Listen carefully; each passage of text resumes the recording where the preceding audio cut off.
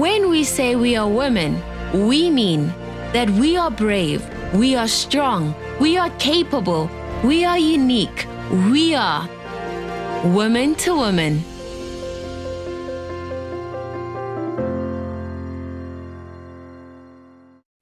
Good afternoon, South Africa. Good afternoon, Africa. Welcome to our month of August. Welcome, Toko. Thank you, Mrs. Sam. Good afternoon, and good afternoon to our viewers. Should we explain to them why welcome to our month of August? Yes. It is Women's Month in South Africa. It is the month that we treasure the most because we talk about us women. Yes, it's a great month and it's a month of significance. So every woman, this program of today, you are going to be blessed. And there is something I've learned here, and it's true. Watinta bafasi, watinta. Can we translate for them and give the meaning of this? You strike a woman, you strike a woman, you strike a stone. Yes. You see? Or a rock. Yeah. Yes. Because women are strong, though we don't believe. Yes. Yeah. We think that we have so many flaws. We second guess ourselves, look more at our weakness, but we are strong. God has made us strong. I think what makes women not to believe that they are strong, they categorize it masculine. They think that this is the strength we are talking about. Because men, they have strength, like humanly speaking and masculine, but us women, we are not like that. Our strength comes from within. Because this strength is the one that helps us to go through struggles in our lives. And many. And we have learned through the story of this country, this beautiful story of the women in this country, how strong we can be, not in the absence of fear, but when fear is there.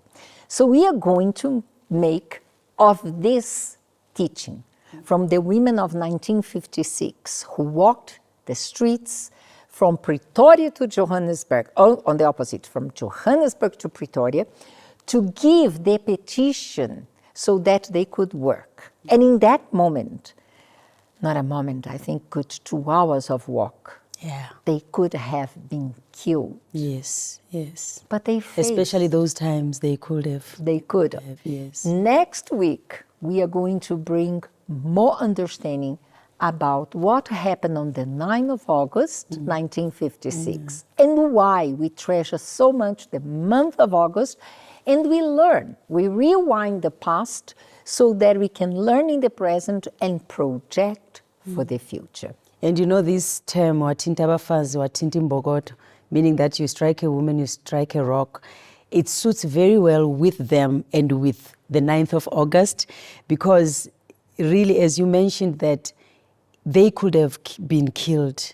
It was a risk that they were ready to take, and they didn't care if they were going to be killed or not, because they were already tired. When you are tired, you don't care. You are ready to die for what you believe in. They had their babes in the back. In the back, yes. And that is one of the images we can't forget. But we're not going to give you much because next week it's a full celebration to the spirit that those women left for us. And we were thinking about this month of August, how to celebrate this strength when, as a matter of fact, we don't confess strength. We mostly confess weakness. Yes. And we think that we cannot face, we cannot make, that we are not going to overcome. Looking back at those women, they teach us the lesson that fear and courage go together. The difference is, how do we use our strength?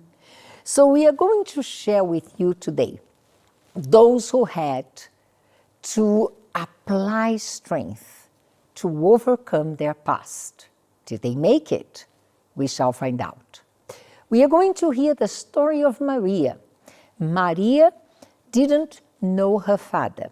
Then, of course, she was sent back home, and how many stories alike we have in South Africa. A lot. Yeah. She was sent to the homeland. There she suffered as a young child. She suffered abuse. And she had a fear throughout her life up until adulthood. why my father left me and what's going to happen when I need to reconnect with him. Though she wanted very much to know the father. And you're going to find out what happened, that she was disappointed again by her father, and how to move on and share a house with a man who was the husband of her mother and a stepfather to her. And all those fears of rejection, of abuse, of not connecting. So let us watch and see how she overcame.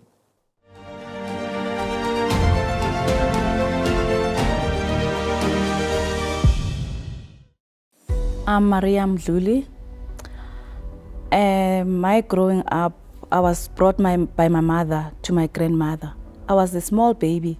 She just came and dropped to my grandmother and went back to Johannesburg to work, because she told my grandmother that she was running away from my father, because my father wanted to take me to be raised by his family in Limpopo. So my mother didn't want. So I grew up with my grandmother. She was the one who was taking care of me, who was looking after me.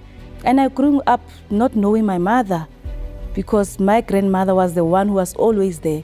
Even when I was sent back from school, it was my grandmother who was looking after me. So I remember the other time, I was about maybe 8 to 9. We were sleeping together with my aunt, my cousins, in one room with my grandmother. And there's this family member who used to come and pick me up from the blankets, taking me to his room and sexually assaulted me. It happened several times. And I didn't tell anyone, because I thought my grandmother and my aunt who was sleeping with me that time, they see, they know. And as a child, I thought they'll fight on my behalf, or they'll rescue me. And I became to be that lonely child. I was afraid of boys at school. I was not associating with boys. Even to the point of being at high school, I was very fearful. And it happened that some other time, I was already at high school that time, we talked with my friends to say, you know what, let's just experience how is it to have boyfriends. Because I didn't even tell them what I went through while I was at that age. And they say, let's experience to have boyfriends. Okay, I agreed, though I have that, that fearful thing. I had a boyfriend, and it happened that some other time he came to my house asking if I can take him, halfway to his family. I went with him. It was that time of the night, not at night, in fact, in the evening. But I said, okay, what about my grandmother? No, we said, we'll come back, it's fine. So I went with him, and it happened at that time it was like no going area, because we had some riots. But it was so quiet in the village. It happened that we met two men who approached us, and the other one just grabbed me. And this boyfriend said, what's happening? He just pulled out the firearm, pointed at him, and he just kept quiet. So he took me to the nearest bushes and sexually assaulted me. And it happened that now it came back. You know what happened when I was young? I blame myself. So before I arrived home, I passed by my friend's house, telling her what's happened to me. Because I was like, I was not myself. At least I wanted some comfort, someone to tell me that, no, it's okay. And she said to me, you know what, when you arrive home, try to drink, to mix up the cleaning stuff things, like jig and those things, and drink so that you mustn't fall pregnant. I said, okay, if there's a solution, because that's one thing that I'm fearful of beside what's happened to me. And when I arrived home, I couldn't even tell my grandmother. And it happened that my mother came, my aunt found her. She came, and then I was happy that, she'll help me to further my studies.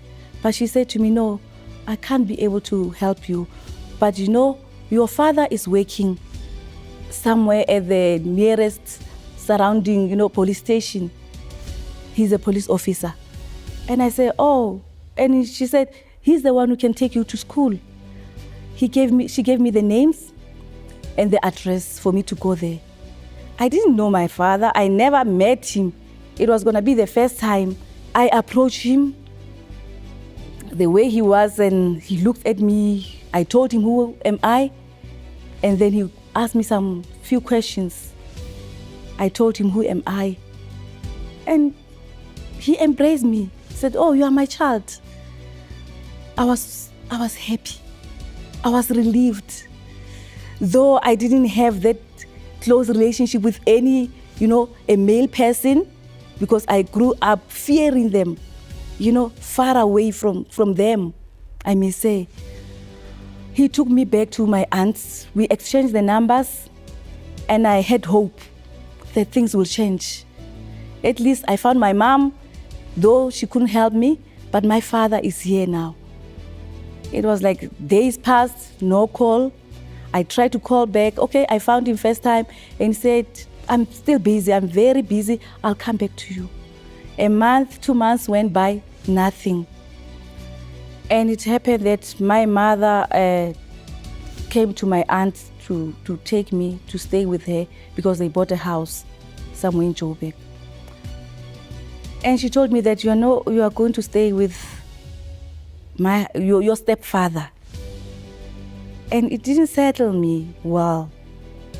But she tried to talk to me because I wanted help. I wanted, to go ahead in my life. I went to stay with them, though I was not free. I was not free, and I wouldn't allow to be alone without my mother, with my stepfather only. He's not my real father. And what I went through the years, I cannot trust. I cannot have that, open relationship with him. He knows that I'm not his child.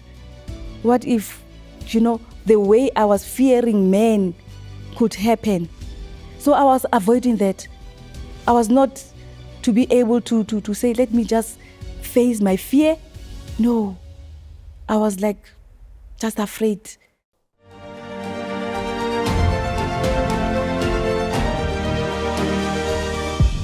Sad. It's really sad. You see that, first of all, she didn't know the father, the biological father. Then she lives with her mother and the stepfather, thinking that things will be fine. I will have a father with me. Then she's rejected again. So and all that resentment for the Yes, father who left her, and she had exactly. been through all that. It's difficult for one to believe that life can be good. Yeah, because I think now that she's with the stepfather, she thought maybe things will be better, ne? That I have a father now, and this one also rejects her. So it becomes double rejection now, and it's very painful for her. I believe she started having a lot of resentment in the heart. Do you think it will be possible for her to connect with his stepfather and the fears? Yeah. Let us see.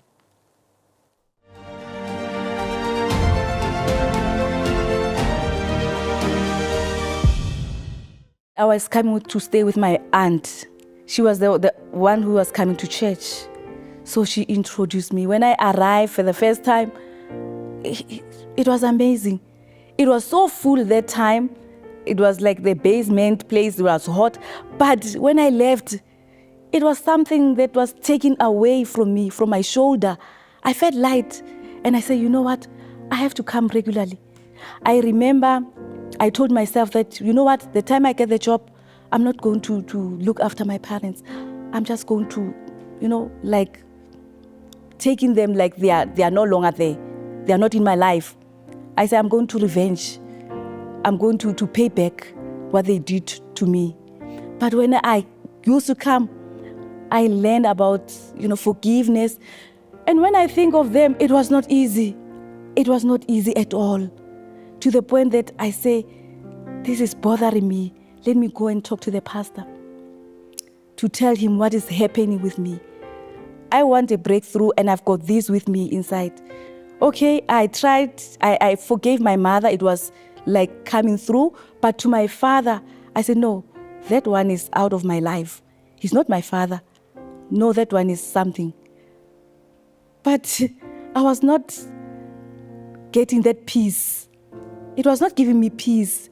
Because when I visit them and I remember the words that are being preached and what the servant of God has said to me about forgiveness, I tried to practice. It was hard. Especially when he didn't take any steps or he was not making any means to come closer to me. I was the one who's supposed to, to go to him, to realize that, no, let me make peace. It was not easy at all. But I pray about it to say, Lord, help me. And I remember, when I tried to talk to him, when you force something, you want to do, I try by all means. And he was there. I gave myself, to say, you know what, let me just make this, trying to talk to him, to ask him some things. That doesn't include, my growing up, but something, how was your day? Something to make me to come closer to him. And eventually it did work out. And I look at him with different eyes. I say, okay, it was not him. I started to look at him as my father. Even though he was doing some things, because he was not coming to church that time also, I bear what he was saying, what he was doing, trying to show the positive side to him, to say, he will change. But I make up with my parents, both of them. I got the job and I accept them as my parents. I look after them. We developed to have that kind of relationship. The fear of, being afraid of being around male person, it went out little by little when I was in the church, when I was praying to God, when I come to him, look at him with the different eyes, believing that, no, you know what, he's my mother's husband and he's my stepfather. Let me take this as a connection together, if I may say, bringing together the family. The fear started to go away, to disappear when I started to have that love for him, looking at him with the different eyes and say, you know what, he also needs help. He may be, at his corner, but he also needs help. And the love started to be there. My relationship with my mom and my stepfather, my father, it was amazing because they were showing love. When you see that you messed up there and you want to make up of what you lost, it's like, you make everything. It was amazing. I felt loved. I felt the parents' love. When I was with my mom, because she passed on, I felt that, it's like my friend. I couldn't remember even the things that happened there.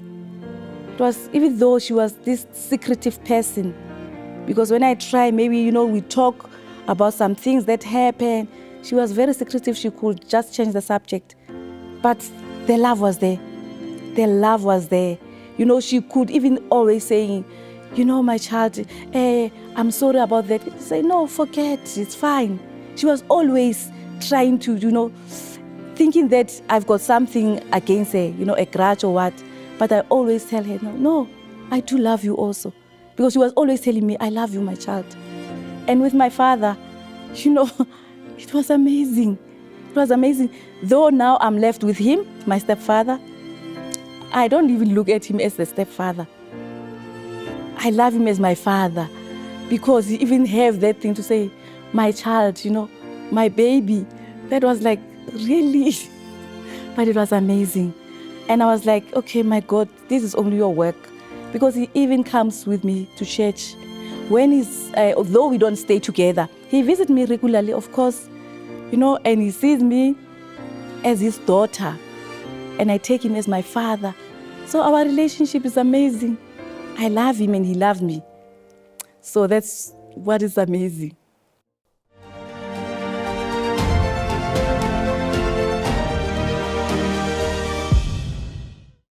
You see the beauty of it. Yeah. She managed to conquer her fears, and today she has a relationship with this man. Even though the mother has passed, now she has a relationship with the stepfather as if he was her father. When her father, her biological father, had died and she never connected with him. But she had to battle her fears. Her fears, yeah. But you see, it became possible. They ended up, being together again as a daughter and father and daughter. Yeah. So it's possible. At times it's possible, really, to repair the relationship. Yeah, I think now we are going to introduce someone here. It's a bit different story. Yes, it's a different story from the one of Maria. We are going to introduce to you a beautiful couple called Tutuzeli Sobantu and his wife Tabang Sobantu. Yes, let's hear their story now. They had to conquer fear over and over in their professional life, marriage life, but let us not say much. They speak quite well about what they felt. So let's watch them.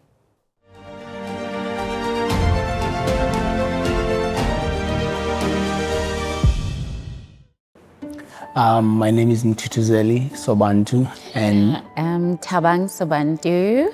And I teach for a living. Same here. I think it all started when I was in university.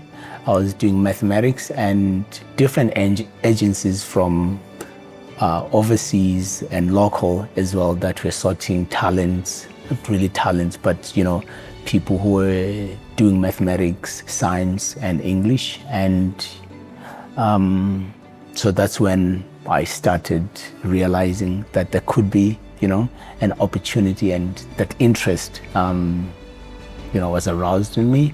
And I started researching and stuff. I think I was in second year and third year and fourth year. Definitely, I knew that, I would love to travel, but I never imagined that it would have been, it would be Middle East, for instance, where I would start.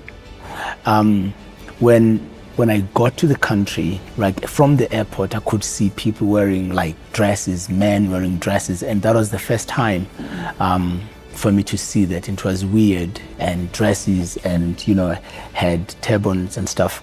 So from then, how they greet, the food, and religion, everything is different. So I'm sure it was a huge culture shock. Yes, it was. Yes, it was, definitely. Well, when I met him, he was here for a vacation. The schools had closed, and then he was here for the vacation. And one of the first things I think I asked him was, "Are you going back?" And my darling husband said, "No, I am not going back." I'm like, "Oh, okay, good." And indeed, for that time we were dating, he did not go back because I didn't know how the things work out. Fine, he came around November, and then so we started talking and, started dating.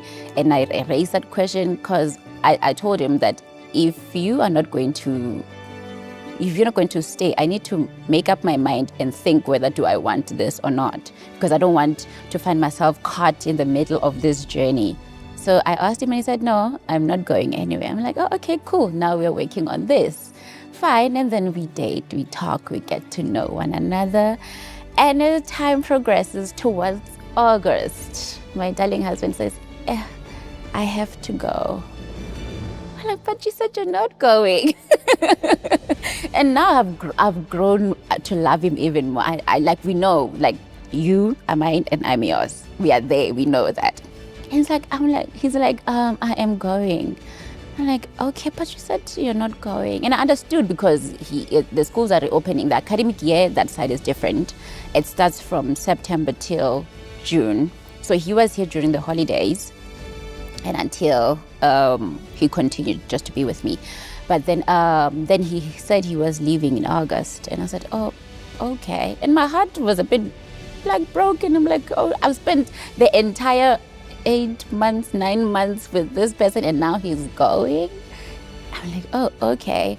And I still remember the last day when he was leaving, he made me a leather ring because he loves leather. He made me a leather ring and he gave me as like, you know, I'm coming back, so hold on to this. I'm such a romantic, so I was like, oh, I have a leather ring here to hold on to. And I did let him go, but we still continued talking every day. Nothing changed for us except the distance. We still started talking. And when he mentioned now that he's going back, I have to think, what would I have to do on my side about that? I was working, I had my own house, I have family this side, so I had to think a lot of things about that, yeah. When did we start talking about marriage? Not from the beginning. No, but when you left, I mean, I think we both, from the beginning, we did say that we want this to be a long-lasting thing. We don't want just for now type of thing. So we both went in with marriage in mind, definitely. Then now I had to think, what am I going to do with the house? What am I going to do with my job? You know, I had to think about those things. What is my family going to think, you know? They know, they've met him, but you know, family, you're like, but are you sure? You know? So I started thinking, well, for me personally, I loved traveling just as he does. I've always been open to the idea of traveling. So it was excitement at the same time, that sense of, I don't know what will happen, but I'm excited. On my part, I knew I was making the right decision, but the people around me, I remember one of my bosses when I was resigning, he said, you were so brave. You decided to leave everything for someone and you're going to a country that you don't even know. And they were like, I applaud you for your bravery. That was my boss. And I never forget. I was like, no, I'm ready for this.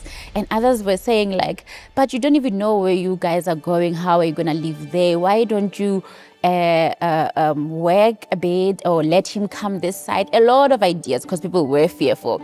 But on my side, honestly, I was ready for a new thing. And I was like, yes, I'm fearful, but at the same time, I'm excited. I'm ready to go. And I still remember in the verse that I read in the Bible when I was flying, because I was like, okay, God, I'm going to a new place. What do you have here? He said, wherever you set your feet, I have given you. That is the verse that I opened when I read my Bible. And that gave me confidence as well. But when I landed, the things that I've searched, because there are things that I thought they are common to everybody in the world. As he said, when you get to the airport, it's totally different. I'm like, okay, men are wearing white dresses. Women are wearing black dresses and all covered. I can barely see who is this person that I'm looking at. I only see the eyes. Like, okay. And the language as well, you know. And then fine, he fetched me and then we saw the city. And for me, one of the first culture shock I got was in terms of the working environment, I would say. I did industrial engineering. So this side, I was an engineer, right? And as a woman. But when we got to where I was, there were no women in engineering. There were barely women that were working. I'm like, huh?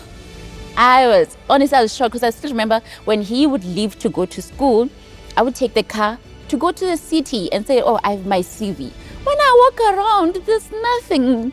There's no place where I can put in my CV and say, okay, I did industrial engineering, this and this and this and this. And it's mainly men at that place. You'll never see a woman. If you see only one, maybe, during the day. And those were the culture shocks for me.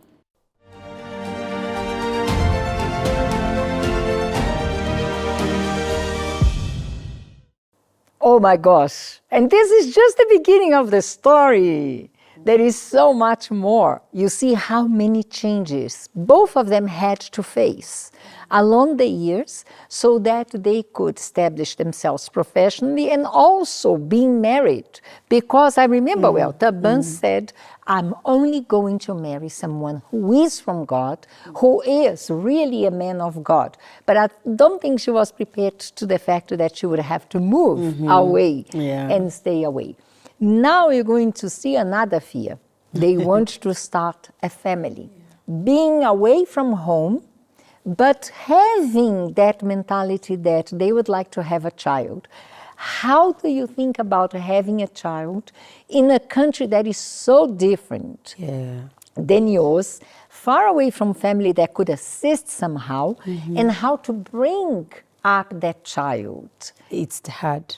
I know from the experience of my parents, it's very hard. Because even me as a firstborn, you know, my parents are South Africans, they were in other countries. My father wanted his firstborn to be born in South Africa, though it was not possible. It was at the border. So it's very hard, yeah. They had to conquer their fears because they went away exactly because of the regime. For the same purpose of those women who marched, Exactly. they had to live here and fight for the freedom we have in this country. That's true. And how you think about having a family when you are running away for your life. For your life, and you exactly. have an ideology, a cause. True.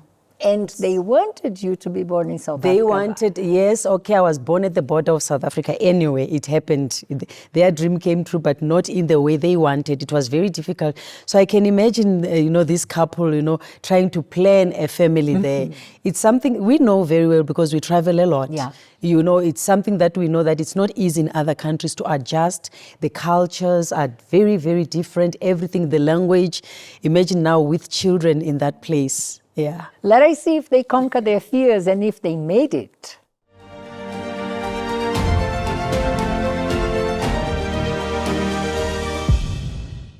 I think when it comes to family, I didn't think that far that my kids would be, influenced and because they would have to know the language, for instance, for them to mingle. Like, you don't find, it's not like here in Africa where you find your kid playing there, in the streets and stuff like that. So in most cases, we stay in our compound or within the flat, like as internationals. So if my child would play, she or he would be playing within the compound, with the kids, international kids, of which most of them are Christians. But I really didn't fear much when it comes to them adopting. I think the thought is coming out now as my child is growing, because I remember we went to another country, Uzbekistan, next to Russia, and that's where my boy attended kindergarten, and he was speaking Russian, so we wouldn't understand what he's saying and stuff like that. In terms of the language, I would love him to explore, but I think when it comes to religion, he would be getting that from us, basically.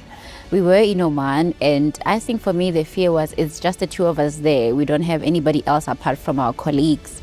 So how are we going to work this out? Am I going to leave my job and be a stay-at-home mom? What are we going to do, Are we going to hire someone from here? But a majority of the people from there speak a different language.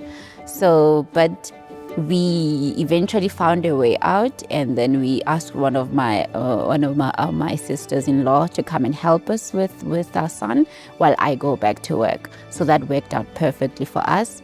But the first 2 months, it was just 3 months, because she came on the 4th month, if I'm not wrong. So for the first 3 months, it was just literally the two of us as first-time parents. And thank God we made it. The child is alive. And then now it came, we moved to a different country. We went to Uzbekistan. And there as well, we had our daughter. And now the challenge there was, there's literally no English. In Oman, my gynae spoke English. She was Indian. She spoke English. But in Uzbekistan, there is no English. It's only Russian and Uzbek language. Those are the two. So you know that you're walking into a place, they're not going to hear you in English. Forget it. And I had my gynae there. She would call her daughter who was studying in Russia. She knows English to translate. Like, okay, Shahnoza, here is Tawang. And then I'll tell her, okay, please check this. And then she translates to her mom in Russian. And that's how it worked. Even in labor, imagine in labor, I had to have a translator in labor. Was that fun? I don't know. But for me, it was an adventure, I guess. But those were one of the challenges, that I had to have a translator in the labor room. And the weather as well, baby. Uzbekistan was very cold. Well, both extremes, I guess. Oh yes, both extremes, Oman, because Oman is extremely hot. It's extremely hot. Like 12 o'clock, there's no one walking in the streets. Yes. 2 o'clock, there's like people sleep. Yeah, it's nap time for the country. Nap time for majority of people. Stores close. Stores closed. Right. Especially in the villages, the malls are open. Yes. The malls are open. But exactly, but in the villages, no one is walking in the streets because it's extremely hot. It's extremely hot. You won't see a child playing there. Extremely hot. A car without aircon is useless. So, very, very hot. In a house without an aircon, it's useless. 50 degrees. Yeah. So, and when we went to Uzbekistan, it was minus 30, minus 20. Extremely cold. Yeah, like ice, like here. Cars moving ice from the road. So I think that was weather shock, if I may. Yeah, it was very different from it's like jackets. Like we'd stay 3 months without having to go out of the complex. Not really the complex, but we're in a school, exactly. And the school compound, right, teachers' quarters and stuff. So I moved from here, going to the schools, like the walkway leads from... Literally in one building. In one building, in exactly. Yes. Yeah. The other time we stayed like 3 months without going out. Yeah, my son stayed 3 months without going out. And my sister as well was there helping us. So... Yeah. I think if I had to fear when it comes to religion, it would be more in Uzbekistan and Russia sides, because they don't speak English at all, and they do not have their kindergartens as well. They're speaking Russian and Uzbek. As I said, that my son was speaking Uzbek and Russian. But in Oman, the schools that we work for, the kindergarten, they hire like international teachers, and my son does not have to attend Islamic studies or relational whatever. So when these subjects come, then they are out with other teachers and stuff. So they don't get to necessarily engage when it comes to religion subjects and stuff like that. Yeah.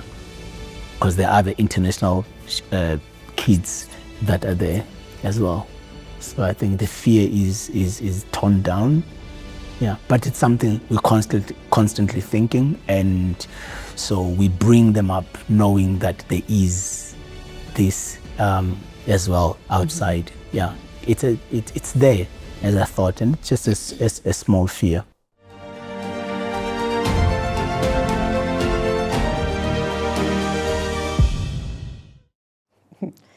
You see that Russian. yeah.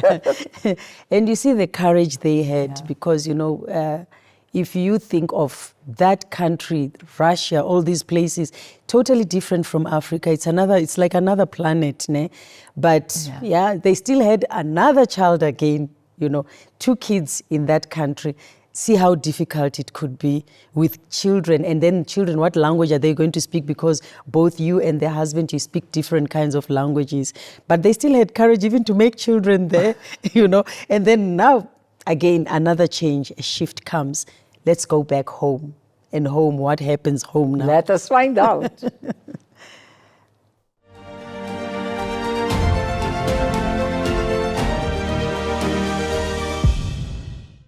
I think one of the reasons we decided to come back home was that after having the second child, we were like, especially where we were in Uzbekistan, it wasn't much of it wasn't friendly, kid friendly, absolutely. So we felt like, no, I think let's go home so that we can re-strategize, because definitely where we are at this moment, it's not a good place for our kids. So that was the main thing. And then we came home and just trying to think, okay, are we going to be here long term, or are we just taking a break? Getting to see if being at home, how will that work out for our kids? How will that work out for us as professionals? So that's when we decided, no, let's just go home and then we'll see from there. We'll see from there. Yeah. And I think the other thing, you're coming back and you have to start over as well. But, yeah, you have to, you're not working. Whether we were going to work here or not, it was still, we're still thinking. But then definitely we needed a house, we needed a car, we needed all that. And that had to be in place. And we started figuring out, okay, what are we going to do? Do I go back and work? Is it, do we go for business? Do I go back to working as an engineer? Yeah. Those were definitely the fears, because now it's no longer just us. With us, we can just backpack and be anywhere, like we've been, going around. So, yeah, that was the fear. But God was with us, because we had saved enough to put some for business so that we can earn some. Some income, passive income, and so that if I'm not working, then I'm not actually struggling or rushing to look for a job there and there. I would know that at least my family is taken care of. I think for me as a man, that was my greatest worry, and I got that part, figured out. And again, for me, it was the safety aspect. Most of the countries that we've traveled to are very safe. It's one of them has zero crime rate. So now coming home, we know we do have a problem at home. You have those thoughts, the safety of your kids, my safety, my husband's safety. So now you have those things to think about. Like when he leaves and goes, say, I'm going elsewhere, I'm thinking the possibilities, those possibilities are now available. Whereas in other countries, I don't even think, they could want his car, they could take his phone, they could do those are not even the thoughts I ponder. I think for now, we're still deciding. We'll see how it goes. Or what? I think for me, that was the best choice I made. Of traveling, right? Yes, traveling. Different cultures. Yeah. Here you've got different cultures, but they're more or less the same. Yes. But overseas, I had people from Lebanon. Right? These are places you read about. Yeah, that is one of the exciting things for me. Egypt. Friends from Egypt, from Sinai. Yeah. From Bethlehem and stuff. And when we have conversations, it's like I'm speaking right to the edge and ask them questions and stuff. And, so I think for me, traveling opens your perspective. Definitely does. Not only about people about religion, and it helps you not only because to what you read, like you're speaking to them, you understand. You've got people from The Finland, Philippines, Philippines, from Europe, from New Zealand, Paris, and all these places. So I think I would do that again. I would do that again. But I think now what I would do before I leave is to just make sure you set your finances, right? have something running. Yeah, have something running. And because you wouldn't want to come back and still work as a teacher. But one thing for me that stands out in all these places, just to go, I am from Soweto. So at home, every time I would go, whenever I would go to get water, I'd always look up as I wait for the tap to fill the bucket. And I'll always see 3 lined stars. And I remember all the time I would always think of God whenever I see those 3 stars. I'm like, God is amazing. So I made that a thing that I do wherever I go in every country, and I'll be amazed that man, those are the 3 stars I used to see at home. I'd be in Bahrain, those are the 3 stars. I'll be in Uzbekistan, those are the 3 stars. So that for me was like, God is one and God is everywhere. I really loved that. It always reminded me of home and reminded me of God, because I see the same thing. It might be in a different angle, spot, but it is there. My angle may be different, but they're still there, lined up as I used to see them when I was still growing up in Soweto. So I loved that experience. So we'll do it again, right? I think we might. Let's not. I'm just We saying, don't know. Yeah, we might not. Let's not tell them anything.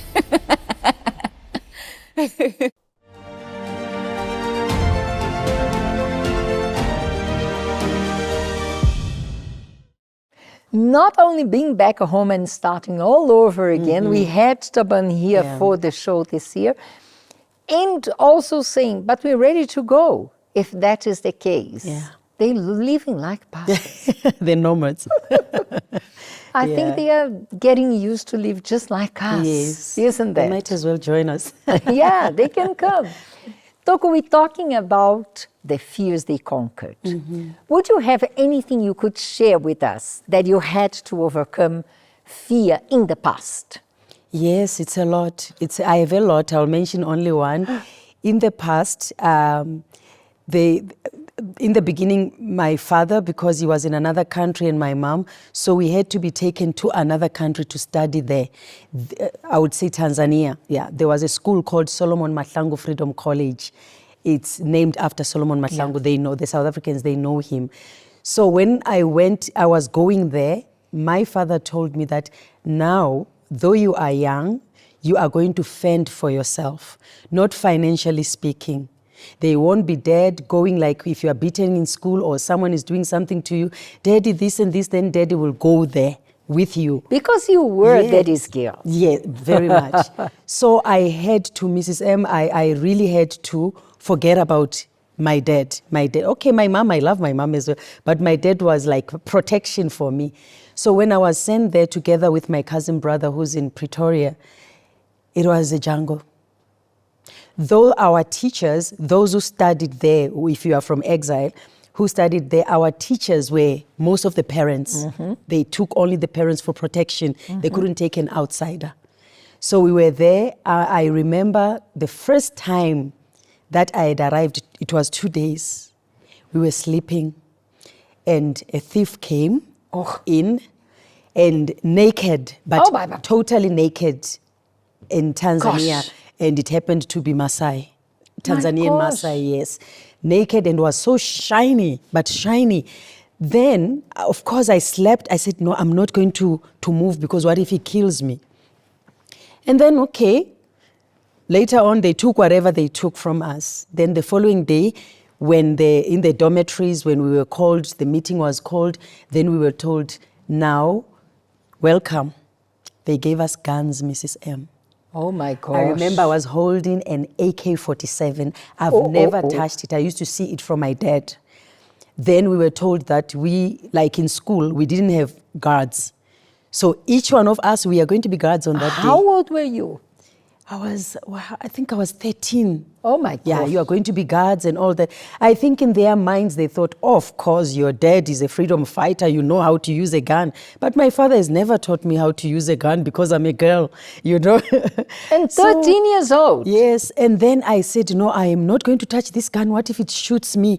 I became afraid. And I was just looked at, they said, okay, if you don't want to touch it, that nobody's going to protect you, you'll protect yourself. I had to take courage and take the gun and hold it the whole morning until night. The whole night until morning. I had to give in the courage, that courage of holding a gun, that if someone comes, I don't know what to do, but I will hold it just to scare the person, because I didn't really know how to use gun. So I just said, for sure, a person, if they see me with a gun, they will be scared. An AK-47, a bazooka, come on. So I had to get that courage. I had to leave away the fear, everything, because I was so much afraid. I was afraid of guns. Even when my dad will start cleaning his guns in the house, I would come out. I never liked guns, grenades, all these things. I would see them at home. But that day, I had to stand, because if I'm killed here, so let me do it. I did it. I overcame my fear just to hold a gun. Did you ever need to use it? I never used Thanks it. God. Never, thank God. Imagine I would find out here. Though my cousin used it almost many 30 years, then my friend here had to use a gun. Oh gosh. Imagine. No, you would have known long time ago about it if I'd used it. Yeah, you see. No, but I never knew you had to have an AK-47 in your I hands. had to. It was so big, heavier than my body. 13 years old, heavier than my body. Yeah, so those are the things we go through in life sometimes. Yeah.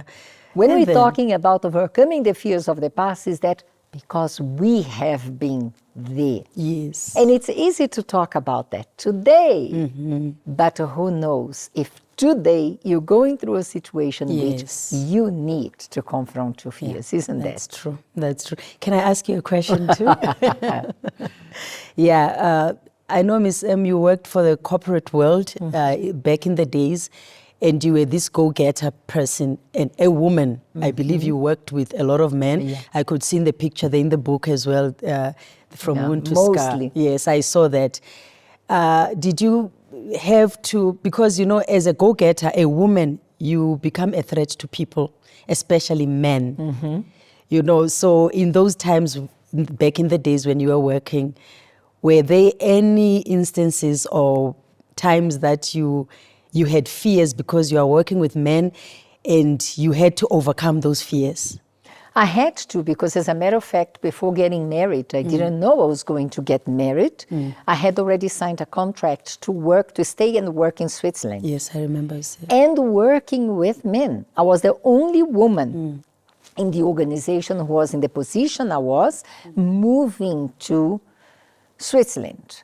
And all those concerns, because now imagine I was dating a pastor, but I didn't know when we were going to get married, because in between our relationship was canceled. It's a long story that it's for another day. Yes. So I had to move. I didn't know what to expect. It was a very different kind of life that I had, because I had been there on course, on training. And, you know, in my country, I was the only one, and somehow I was respected for that position. What would happen to go and work overseas? Yeah. It was not my land, it was Yes. not my culture, it was not my language, and I didn't know how people would And your country has interact. only one language, no? Yeah. How people would interact with me. But in that moment, I was already in the church. And I put my trust in God. If I had to do that, if it was according to His plans, Yeah. I would do it. It was not according to His plans, because then I got married and I had to Yes. cancel that contract. But I would feel, mostly, believe me, from other women, that sort of rejection. I get it. Not Yeah. much from the From, guys. yeah. They were very encouraging. But from women, I would resent more. Yeah. And I had to do my best, because I had my contract. I would do what I liked, and I didn't care much if they were happy or not. I would perform as I should. Yeah. But always there is a fear of not being accepted. Yes, and you know what you mentioned here, it's what I went through when I was working for King Edward Hotel in Port Elizabeth. People who supported me as a manager at a young age were men. Women, oh my God, women can be mean. I'm telling you, the problem, we have the spirit of competition, you know. Yeah. So I think that was what you were going through, because competing, oh, Very she's going much. to take my place. Oh, she's here, she thinks she's what? Because she's intelligent. So I think women sometimes And we afraid can of be, what would be on the other side. Yes. That I would So- not basically understand their language. Exactly. Because we would speak English, but of course, being in Brazil, we would speak Portuguese, and being in Switzerland, Yeah, you they would speak the Swiss Dutch. Yes. That it was their language. So I would not understand what they were talking about me. And imagine if you had to go there, and then you go through that, the women start doing that to you in the country that is not even yours. Yeah. You even feel very rejected as a person. Yeah. But I was prepared, because if God would set that path for me, I was prepared. Yeah. However, I didn't need to. Yeah. I just Because got God had married other before. plans. Yeah, I just Yeah. got married before.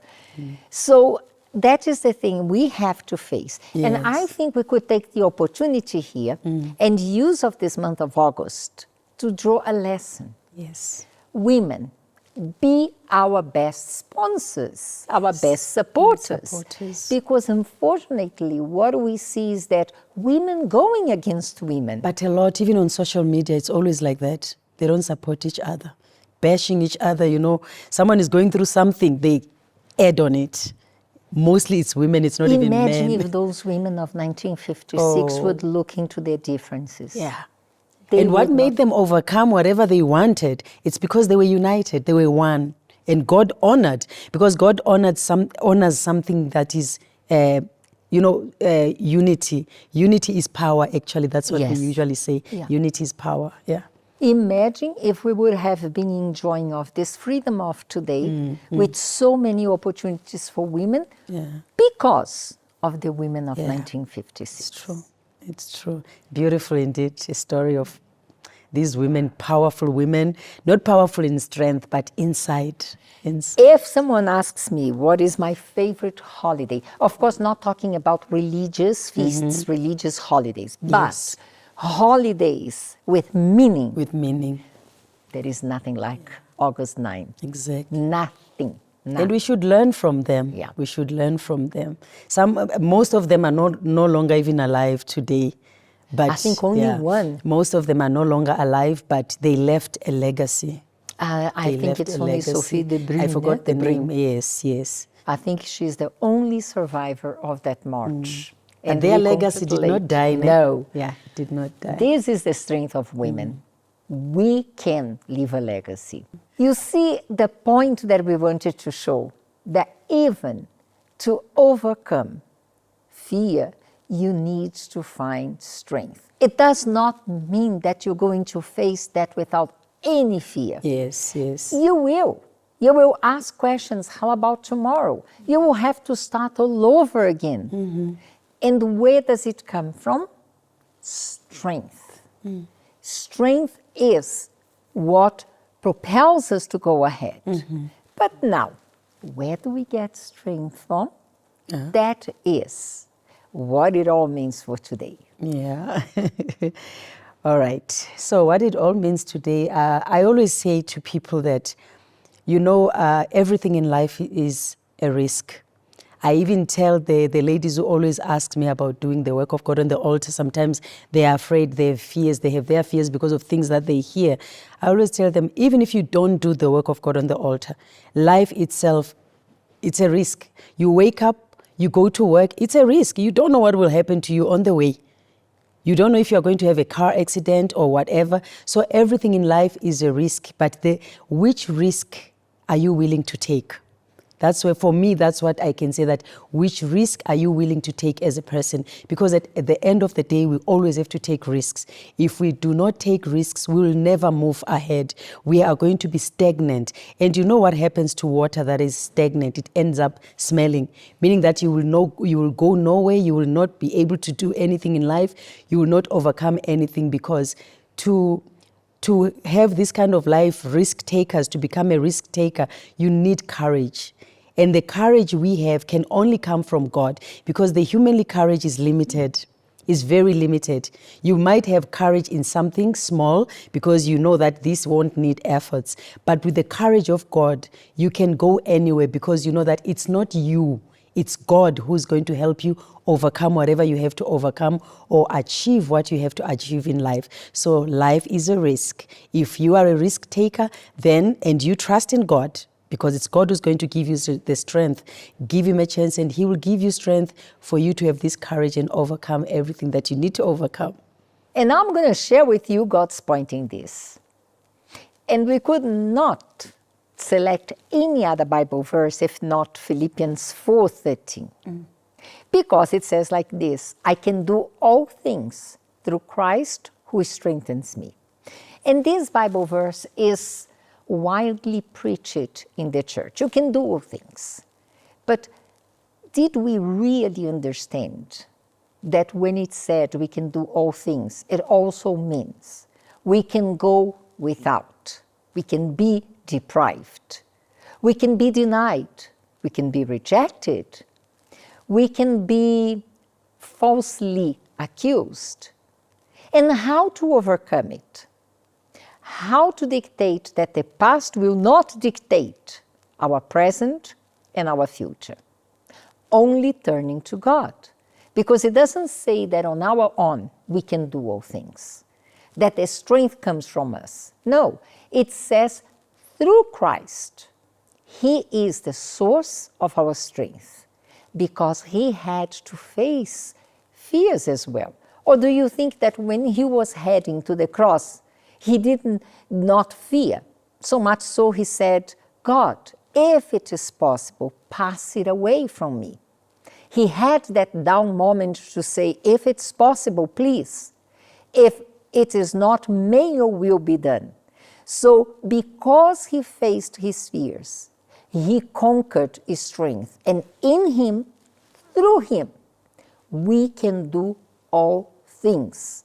Not only good things, not only achievements, conquests, but we can go through hard moments.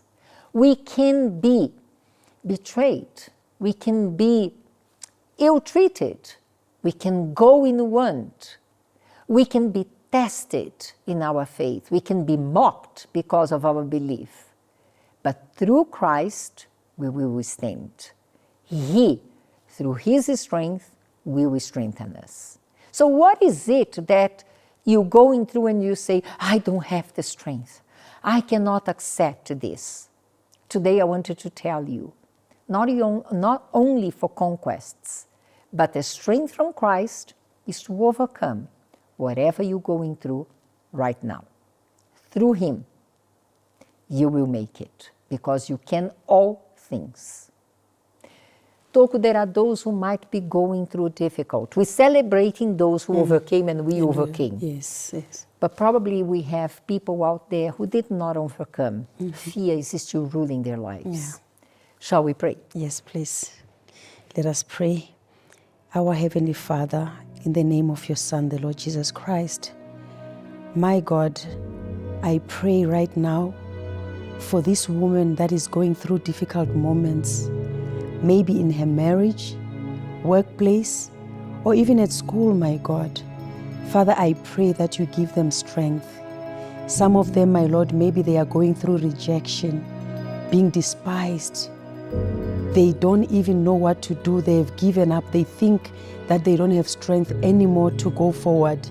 Some of them, they don't even know what to do anymore because of so much pain inside of their hearts. Lord Jesus Christ, you went through shame. You went through pain, beatings, a lot of things, people spitting on you, my Father. You are the perfect example of pain, my Lord. But my Father, when the time came for you to be on the cross, Lord, you cried, humanly speaking. You said, may this cup pass, because it was painful. Humanly speaking, you could not endure it, but at the end of the day, you gave in to the will of God. You said, may your will be done. So my Father, At this moment, I ask you to teach this woman to allow your will to be done in her life. Even though they have given up, my Lord, they don't have strength anymore, but my Father, let that strength that is remaining, the small one, my Lord, be used to bring glory to your name. May they submit to your will, because only your will is the best for us, my Lord. So I pray, my Lord, I know that there are so many women that are going through pain as we speak. Some of the pains, we don't even know them. We can't even mention them. But whatever pain they are going through, my Lord, give them strength. The same way you gave strength to the women of 1956, and they marched for their cause. And my Father, they were not afraid. They were ready to die. My God, may this woman stand up and dust her feet and come to you, Lord, so that you can give her strength to overcome, so that they can be a great testimony tomorrow, my Lord. I pray, my Lord, and I ask you that you give them strength even when they do not believe, they do not trust that there is a hope. Give them hope, my Lord. Speak to their minds, not to their hearts. Some of them, they are so emotional, my Father, that they can't even hear your voice. But today, through this prayer, my Lord, may they hear your voice. Speak to them, my Lord. And after speaking to them, my Lord, may they be able to put into practice what they've heard today here, so that your name can be glorified in their lives. Reach out to every woman, my Lord, even those who are forgotten, my Lord. Nobody even knows their name. Reach out to them, my Lord, and may your name be glorified in their lives. Let your glory shine upon them. I pray for each and every woman who's watching our program today, my Lord. Even the problems we did not mention here, reach out, my Lord, and bless their lives for your honor and for your glory. In Jesus' mighty name I pray. Amen. Amen. So this is how we want to wish you a happy Women's Month. Yes. Even if you're not in South Africa. Yeah. May this month have meaning in your life. Yes. And we start our 5 weeks together, drawing strength from weakness.